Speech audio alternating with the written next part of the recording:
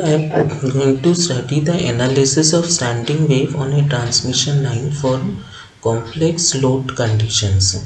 That means if suppose the load is complex, then how the standing waveforms will differ on a transmission line. Now this we have already seen before, that the equation of the voltage and current on a transmission line can be written in this way. Now if I consider only the magnitude part, then the magnitude of voltage and current can be written like this. Now here R0 is the characteristic resistance of transmission line, which is generally pure for a lossless line. But if we are considering the load to be complex, then here R is written, R is the load resistance. This has to be replaced by the complex load ZR if we are considering complex. So if we see the wave on a transmission line for any complex load, the standing wave is supposed like this. Since the load is not resistive, it is not necessary that minima and maximum will be formed on the load end. It will not be formed. Only when if the load is resistive, only then the maxima and minima of the standing wave will be on at the load plane where the load is. But since the load is complex, minima, maxima will not be at the load plane. Suppose it is here. Now if we can always extend this load plane, CC is the load plane, CC. So we can always extend the line beyond CC up to L1 distance away from the load plane CC, where it will encounter the resistive load R1,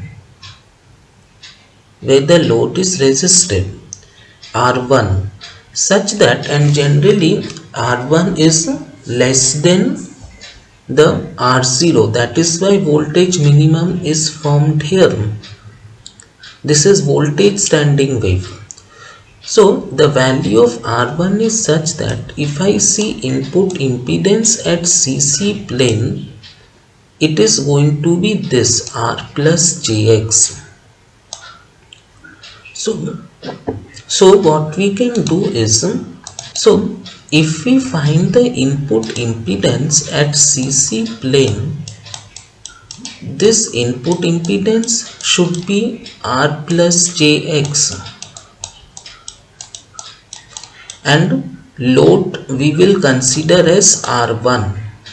So that way if I try to find out, it will come out to be that way. If I find input impedance and make it R plus JX, that means I use the formula of input impedance and find input impedance at a distance L1 from R1 using the formula and separate into real and imaginary part, we will get the expressions like this for values of R and X.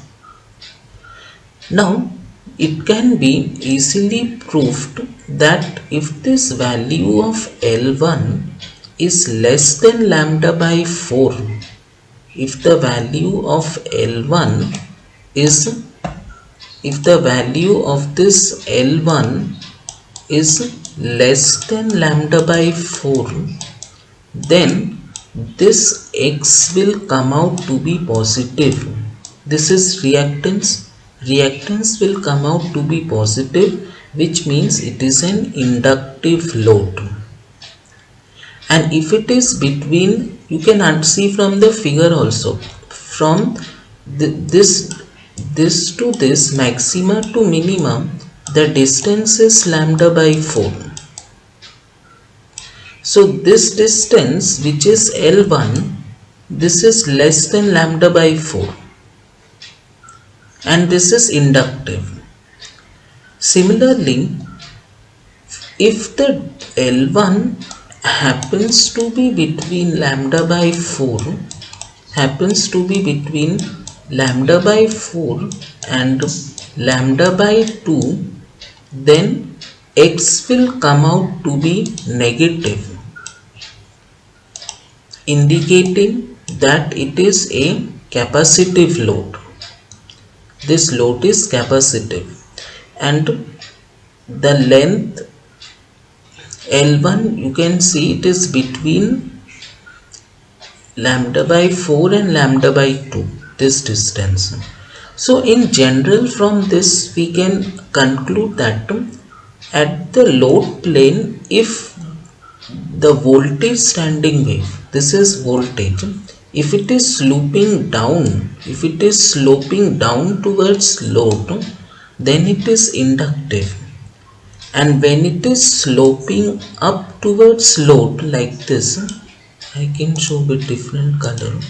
If it is sloping up towards load, then the load is capacitive, and if it is sloping down, then it is an inductive load. This is the conclusion we can draw. Thank you.